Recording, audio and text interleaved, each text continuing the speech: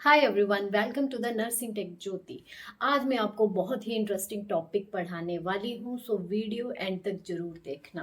Guys, आपने बहुत बार सुना होगा कि इसको हार्ट का इन्फेक्शन हो गया, इसको लंग्स का इन्फेक्शन हो गया, इसको किडनी का इन्फेक्शन हो गया। तो ये इन्फेक्शन होता क्या है? सो इसमें ही एक टर्म आती है पेरिकार्डाइटिस। पेरिकार्डियम हमारे हार्ट की सबसे बाहर वाली लेयर होती है। हमारे हार्ट में 3 लेयर्स होती हैं। बाहर वाली अभी बताया मैंने पेरिकार्डियम, उससे अंदर वाली मायोकार्डियम, और जो सबसे अंदर वाली होती है दैट इज द एंडोकार्डियम। सो आज मैं आपको ये बताऊंगी कि बाहर वाली लेयर में अगर इन्फेक्शन हो जाए तो हमें क्या क्या चीजें महसूस होती हैं। सो देखो, पेरिकार्डाइटिस क्या होता है? It is an infection and inflammation of the pericardium layer of the heart. इसकी वजह से क्या होगा, अगर इसको हम सही टाइम से ट्रीट नहीं करेंगे तो आगे जाके क्या होगा, हमारा जो हार्ट है, पेरिकार्डियम जो लेयर है, उसमें पानी भरना स्टार्ट हो जाएगा। आप मेडिकल टर्म में बोल सकते हो accumulation of the fluid in the pericardial layer. अब आते हैं इसके रिस्क फैक्टर, क्या कॉजेज हैं, क्यों होगा ऐसा। तो सबसे पहले तो मैंने बताया इन्फेक्शन है तो हो सकता है बैक्टीरिया की वजह से, वायरस की वजह से, फंगस की वजह से, पैरासाइट की वजह से। बट इसके अदर फैक्टर भी हैं। फॉर एग्जाम्पल, किसी को मायोकार्डियल इन्फेक्शन है, उसमें हो सकता है। किसी की अभी रिसेंट सर्जरी हुई है, आपने देखा होगा कि कई बार क्या होता है, सर्जरी के बाद किसी को इन्फेक्शन हो रहा है, तो इस कारण भी हो सकता है। किसी को कोई ट्रोमा हुआ है, किसी का कोई ऐसा प्रोसीजर हुआ है जिसके बाद उसको इन्फेक्शन हो गया, तो ये सारे इसमें हो सकते हैं। और one more, auto immune disorder. Auto immune disorder का मतलब होता है कि जब हमारी खुद की बॉडी खुद के ही ऑर्गन को डैमेज करने लग जाए, तो ये भी एक कारण हो सकता है। अब हम जंप करते हैं इसके साइन एंड सिम्टम में। तो साइन एंड सिम्टम में सबसे पहले इसमें देखने को मिलेगी पेन। पेन ऐसी होगी जो कि नेक से स्टार्ट होगी और धीरे धीरे ये बैक साइड जाएगी, एंड जो हमारे शोल्डर है यहाँ पे भी ये होगी।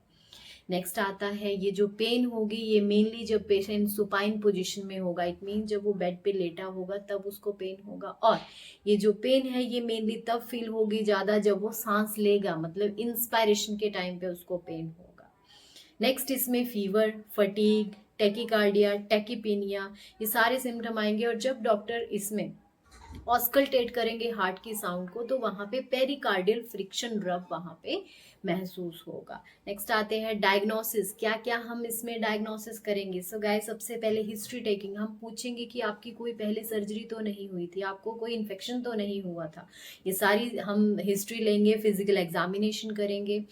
आफ्टर दैट हम चेस्ट एक्सरे वहां पे करेंगे, ईसीजी करेंगे, इकोकार्डियोग्राफी करेंगे, and last one is the blood culture. Blood culture क्यों करना है? क्योंकि आपको पता है इन्फेक्शन को अगर देखना है तो हमें ब्लड में कल्चर करना पड़ेगा। नेक्स्ट आती है हमारी ट्रीटमेंट। सो ट्रीटमेंट होती है according to the sign and symptom. So sign and symptom में मैंने आपको बताया पेन होगा, तो पेन के लिए क्या देते हैं? एनाल्जेसिक देते हैं। एनाल्जेसिक्स में हम डिक्लोफिनेक दे सकते हैं, वो according to the disease condition होता है, या फिर जो भी डॉक्टर प्रिस्क्राइब करते हैं। नेक्स्ट, उसको इन्फ्लामेशन हो रही है, तो इन्फ्लामेशन के लिए हम क्या देंगे? Non steroid anti inflammatory drugs या फिर कॉर्टिकोस्टेरॉइड हम दे सकते हैं। नेक्स्ट, अगर बात करूं मैं इन्फेक्शन की, सो अगर किसी को बैक्टीरियल इन्फेक्शन है तो उसमें हम एंटीबायोटिक उसको दे सकते हैं। और अगर वहां पे फ्लूइड ज्यादा भर गया है तो पेरिकार्डियोसेंटेसिस का हम वहां पे प्रोसीजर कर सकते हैं, या फिर और क्या कर सकते हैं? पेरिकार्डियोडेक्टमी। इट मीन जो पेरिकार्डियम लेयर है उसी को ही हम रिमूव कर देंगे। अब बात करते हैं नर्सिंग मैनेजमेंट की। सो नर्सिंग मैनेजमेंट में क्या करना है? जितनी भी हिस्ट्री टेकिंग है सारी, हमने वाइटल साइन है वो सारे असेस करने हैं। पेशेंट को पेन हो रहा है, प्रिस्क्राइब मेडिसिन देनी है टाइमली। नेक्स्ट, उसको जो पोजीशन होती है वो हमने कौन सी पोजीशन देनी है? सेमी फाउलर पोजीशन, ताकि उसको ब्रीदिंग प्रॉब्लम ना हो। I hope you like this video. Thank you.